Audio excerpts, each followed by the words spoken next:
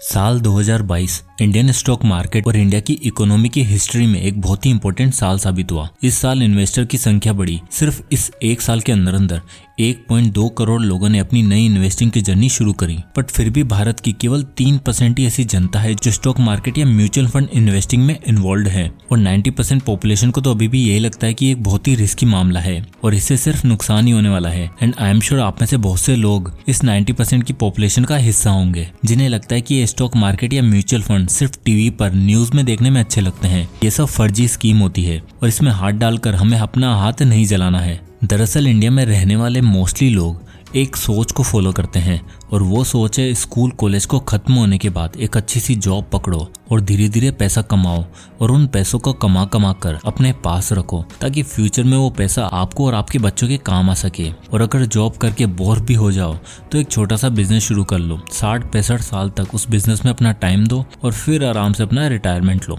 और अपने बच्चों को भी उसी रेट रेस का हिस्सा बनने के लिए भेज दो जिस रेट रेस का हिस्सा आप खुद थे। अब इसमें आपने गौर किया होगा कि कहीं भी पैसों को इन्वेस्ट करने की, इमरजेंसी फंड रेडी करने की या स्मार्ट रेस की तरफ जाने के लिए कोई नहीं कहता। और इसी की वजह से 90% पॉपुलेशन आज भी अपना पैसा म्यूचुअल फंड और स्टॉक मार्केट में डालने से डरती है। मैं आपको कुछ आंकड़े दिखाना चाहता हूँ कि किस कंट्री में कितने % लोग स्टॉक मार्केट या म्यूचुअल फंड इन्वेस्टिंग की तरफ अपना इंटरेस्ट दिखाते हैं। यूएसए में 55%, ऑस्ट्रेलिया में 40%, यूके में 33%, जापान में 30% और कनाडा में 25% ऐसे लोग हैं जो स्टॉक मार्केट या म्यूचुअल फंड में इन्वेस्ट करते हैं, और इंडिया में सिर्फ और सिर्फ 3%।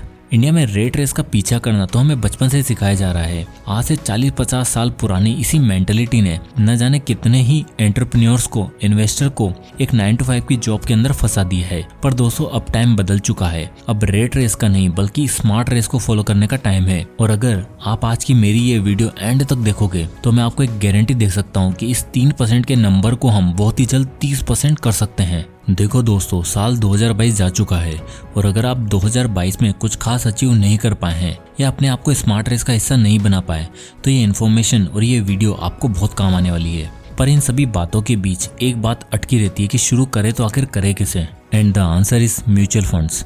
इंडियन स्टॉक मार्केट में अगर आपको अपनी जर्नी शुरू करनी है और कुछ सालों तक के लिए स्टेबल रिटर्न्स चाहिए तो आपके लिए सबसे बेस्ट ऑप्शन है म्यूचुअल फंड्स। म्यूचुअल फंड्स क्या होते हैं, ये कैसे काम करते हैं, ये जरा इसे समझने की कोशिश करते हैं। तो मान लो कि एक बास्केट है और उस बास्केट को एक प्रोफेशनल फंड मैनेजर मैनेज कर रहा है और उस बास्केट में वो अलग अलग लोगों से डिफरेंट अमाउंट लेकर इकट्ठा करके रखता है। फिर उस अमाउंट से 20 या 30 कंपनीज के स्टॉक्स को खरीदता है जो स्टॉक मार्केट पर लिस्टेड है और उसके बदले में आपको उस स्टॉक्स के कुछ यूनिट्स को दे देता है।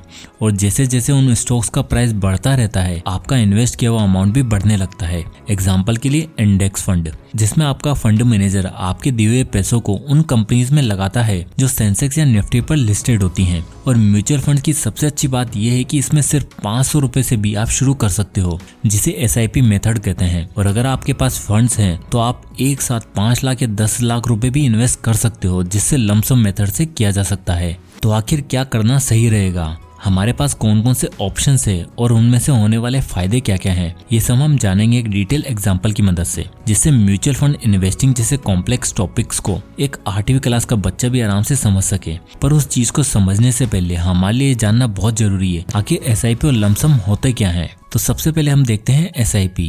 SIP का मतलब होता है सिस्टमेटिक इन्वेस्टमेंट प्लान। एग्जाम्पल के लिए ये है मिस्टर अग्रवाल।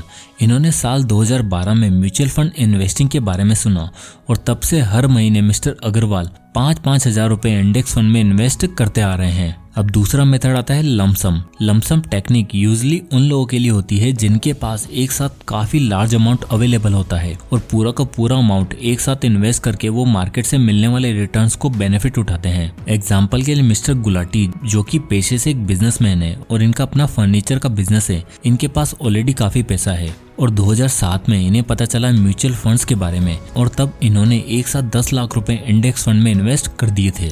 मिस्टर अग्रवाल और मिस्टर गुलाटी के इन्वेस्टमेंट के साथ क्या हुआ वो हम अभी थोड़ी देर में जानने वाले हैं, बट एसआईपी और लमसम का मीनिंग जानने के बाद हमारे लिए ये जान लेना बहुत जरूरी है कि इन दोनों मेथड्स को कहाँ पर यूज किया जा सकता है, या ऐसे कौन कौन सी चीजें हैं जिनमें से हम एसआईपी और लमसम इन्वेस्टमेंट कर सकते हैं। तो दोस्तों टोटल 4 ऐसे तरीके हैं जिसमें एसआईपी और लमसम के जरिए स्टॉक मार्केट में इन्वेस्ट कर सकते हैं और उससे मिलने वाले कंपाउंडेड रिटर्न्स को आप इंजॉय कर सकते हो। तो वो 4 तरीके कौन कौन से हैं आइए जान लेते हैं। सबसे पहला आता है SIP in mutual fund, number 2 है lump sum in mutual funds, number 3 है एसआईपी इन स्टॉक्स और नंबर 4 है लमसम इन स्टॉक्स। तो अब इन चारों मेथड को हम एग्जाम्पल के थ्रू समझते हैं। तो ये स्टोरी है 4 फ्रेंड्स की। इसमें हमारे सबसे पहले कैरेक्टर है मिस्टर अग्रवाल, दूसरे हैं मिस्टर गुलाटी, तीसरे हैं संदीप जी और फोर्थ हैं गौतम जी। तो मिस्टर अग्रवाल की उम्र 32 साल है और पेशे से वो एक प्राइवेट कंपनी में सेल्स मैनेजर है और महीने का 30-40 हजार रुपए अर्न कर लेते हैं।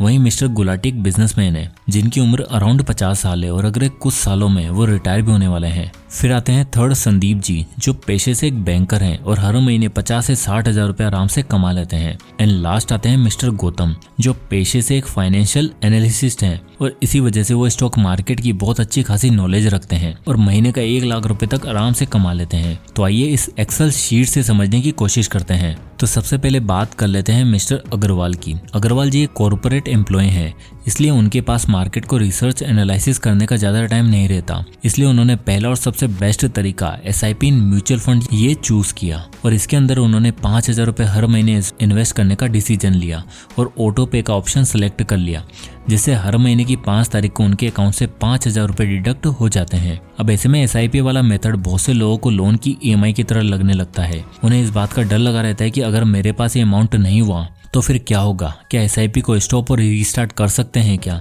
तो वेल इसका आंसर है यस, आप एसआईपी को कभी भी बंद और रीस्टार्ट कर सकते हो। तो मिस्टर अग्रवाल जिन्होंने 2013 में हर महीने 5-5 हजार रुपए इंडेक्स फंड में इन्वेस्ट किए थे और फाइनली 2023 तक उन्हें 5,96,907 रुपए का प्रॉफिट हुआ, यानी उनका लगाया हुआ 6 लाख रुपए 10 सालों में 12.5% एनुअल रिटर्न के साथ अराउंड 12 लाख रुपए हो गया। अब दूसरे आते हैं मिस्टर गुलाटी के एग्जाम्पल पर। तो साल 2007 में गुलाटी जी को अपने बिजनेस में अच्छा खासा प्रॉफिट हुआ और उन्होंने सोचा कि एक साथ 10 लाख रुपए इंडेक्स फंड में इन्वेस्ट कर दिए जाएं ताकि उनका भी पैसा डबल हो सके, यानी दूसरा तरीका लमसम इन म्यूचुअल फंड। और उन्होंने फटाफट से अपना एक डीमेट अकाउंट ओपन करवाया और 10 लाख रुपए इन्वेस्ट कर दिए। पर उसके अगले साल ही 2008 में स्टॉक मार्केट बुरी तरीके से क्रैश हो गया और मिस्टर गुलाटी पेशेंस नहीं रख पाए क्योंकि उन्हें डर था कि कहीं उनका 10 लाख रुपए जीरो ना हो जाए। इसलिए उन्होंने 4,54,000 का लॉस फेस करते हुए अपनी इन्वेस्टमेंट को सेल कर दिया। पर अगर वो थोड़ा रुक जाते और इंडिया की इकोनॉमी पर थोड़ा भरोसा दिखाते तो उनका ये पैसा 9.5% के रिटर्न के साथ 47 लाख रुपए के आसपास पहुंच जाता। बट मिस्टर गुलाटी ने थोड़ी जल्दबाजी कर दी। अब आते हैं नंबर 3 संदीप जी पर,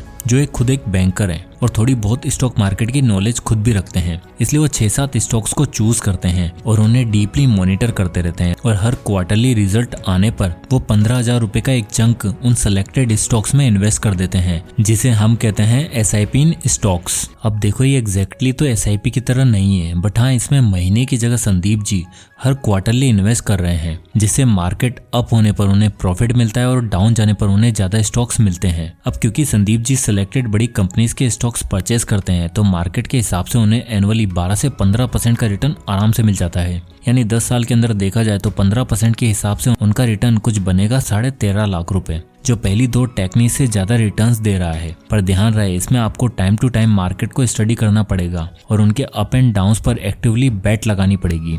तो अगर आप कोई एक्सपर्ट या बैंकर नहीं है तो ये स्ट्रेटेजी मैं आपको बिल्कुल सजेस्ट नहीं करूंगा। फिर आते हैं 4th मिस्टर गौतम, जो कि एक फाइनेंशियल एनालिसिस्ट हैं जिनका काम ही हर कंपनी के फाइनेंशियल पोजीशन का डीप एनालिसिस करना है। और मिस्टर गौतम घंटों घंटों कंपनीज के स्टेटमेंट्स पढ़ते रहते हैं और डीपली एनालिसिस करने के बाद मिस्टर गौतम कुछ सिलेक्टेड कंपनीज में 10 लाख रुपए एक साथ इन्वेस्ट कर देते हैं, यानी कि लमसम इन स्टॉक्स। और इन्हें एनुअली कम से कम 25 से 30% का रिटर्न मिलता है, यानी इतना कि कि अगर उन्होंने 10 लाख रुपए 10 साल के लिए मिड कैप या स्मॉल कैप स्टॉक्स में डाले तो इन्हें 1 करोड़ से भी ऊपर का रिटर्न मिल सकता है।